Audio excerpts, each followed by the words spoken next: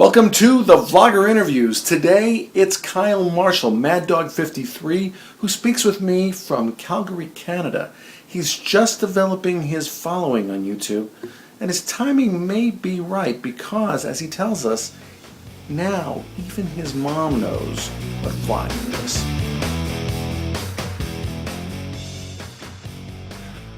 It's kind of a bunch of different things all kind of thrown in together.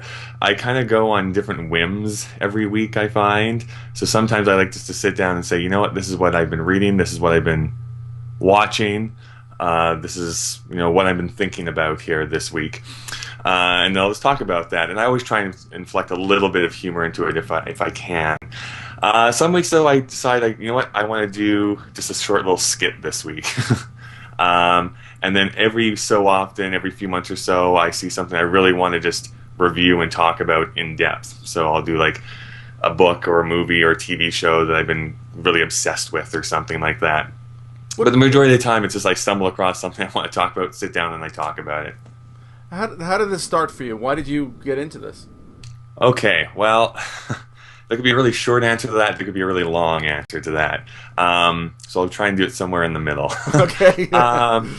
Essentially, so I've been going to YouTube almost since it began. So I remember that YouTube basically started as a website somewhere around 2005. I remember because I was just ending university at that time.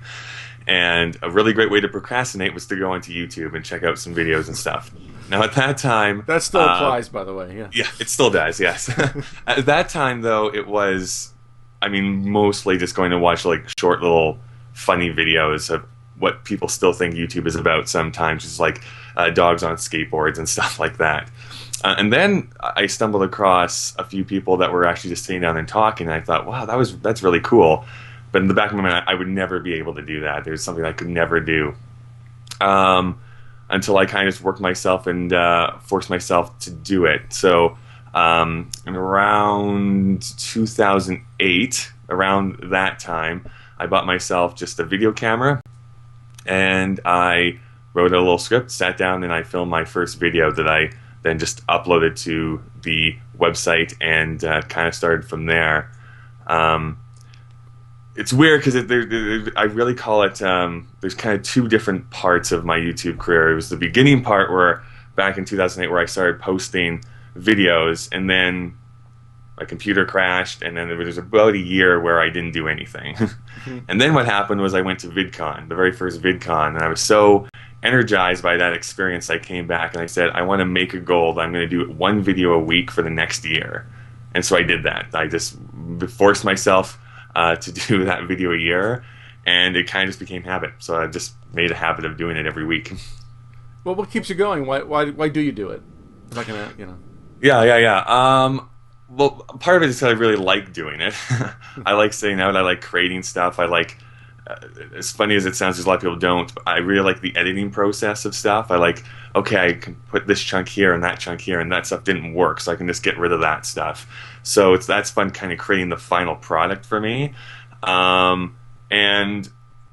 because I never like to rest too much on what I've been doing, I always like to challenge myself. So, okay, this week, what can I do a little bit different? Or what's an idea that's slightly out of what I've been doing here recently, so I can try something else or try and kind of improve upon my skill set that I already have. So it's kind of a learning experience, and I just like doing it. And as I've gotten better and better at it, there's people like at work and my friends and stuff who now kind of want to help me out and do other things with me. So that's going to be fun in the future, getting those ideas to fruition. Now, is that really just starting? People are starting to recognize your friends and your family, I guess, whatever you were just saying. Everybody's just starting to be aware of what you're doing and the body of work that you've been creating? Well, yeah, basically, as soon as 2012 hit, I found that this switch was kind of flipped, and it seemed like I got a lot more attention, both by friends and colleagues and all that kind of stuff, and even people that I don't know. I seem to have been getting kind of on this upward trajectory here in the last month or so, where I've been getting a lot more subscribers, a lot more views, and just people commenting regularly and stuff like that. So that's been giving me a good foundation to work on and stuff as well. I don't know Well, I know partly why that might be, but it just seems, yeah, as soon as January 1st hit, it seemed like a huge trajectory upwards. So partly, why do you think partly it might be? Well, partly, I mean, and this is the great thing about YouTube and collaboration and shout outs and all that sort of thing. I was featured on the Vsauce channel here or about 3 weeks ago, I guess, here now.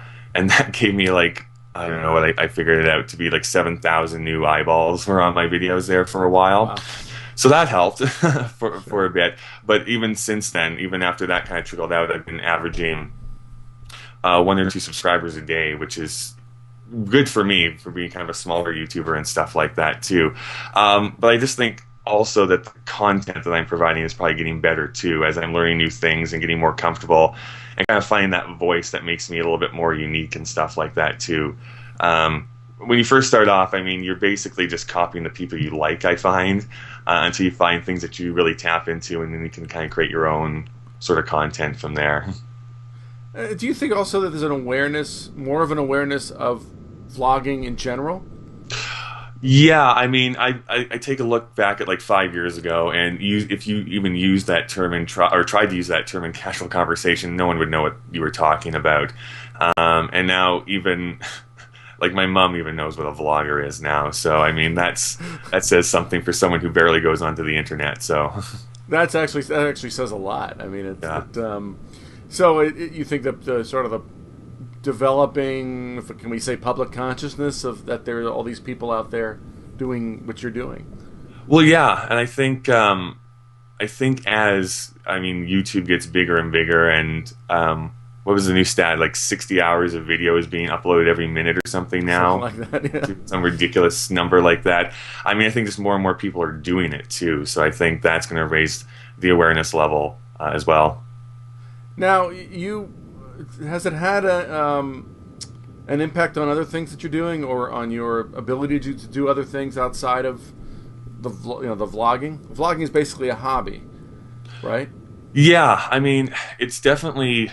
I mean, the best thing it could have done, I think, was it made me really comfortable in front of a camera, where I'm not really afraid to start speaking if someone throws a video camera in my face, which is good. I mean, I do in my actual job, I guess, I do a lot of talking and stuff that way, so it's easier to, I guess, go ahead and do that. As far as creative projects and stuff go, I find it easier to pitch things and stuff like that, to say, hey, I have a little bit of understanding of like the editing process, the filming process. Why don't we do a quick little project together, and this weekend or next month or something like that too. You hinted in one of your videos that you work in retail. I do, yes. You had some great stories. Yeah. Oh, well, yeah, the retail is an interesting place, because I find that you can find both huge extremes: people who are super grateful for your help, and people who are basically at their worst. And I could go on and on and on about that, right? I think people have been conditioned to think that they have to be terrible to you to get what they want. Me personally, as soon as you start making a fuss, I want to help you the least out of anybody. What would you like this to evolve into, ideally? Well, that's interesting, because part of what I want it to be is kind of what you're doing in some regards. Very quickly, like when I was a really young kid, I'm not old enough to really remember like Johnny Carson and stuff on television, but who I do remember was David Letterman, who I still kind of hold as kind of a big. He's someone who I kind of strive to be, I guess, because I remember sneaking out of bed late at night to watch him on television. And I always thought, oh man, I really wish I could host my own talk show someday. I mean, in the perfect world, what I'd like to have is a combination show where I can talk quickly about something that's on my mind, and then have like an interview with somebody who I find fascinating, whether that be someone online or an actor or a philosopher or thinker or a scientist or whatever it happens to be. I just happen to like getting into people's minds and understanding where they're coming from, and understanding kind of their process and where they've come from. So it's something like I'd like to try and do more of. So it's sort of like the YouTube equivalent of David Letterman. That'd be awesome. In a way. Because there's lots of stupid human tricks I could showcase. Thank you, Kyle. Remember to check him out, Maddog53 on YouTube. And if you want to follow me, the best place is probably Twitter, Rickflix is my name. I will see you next time.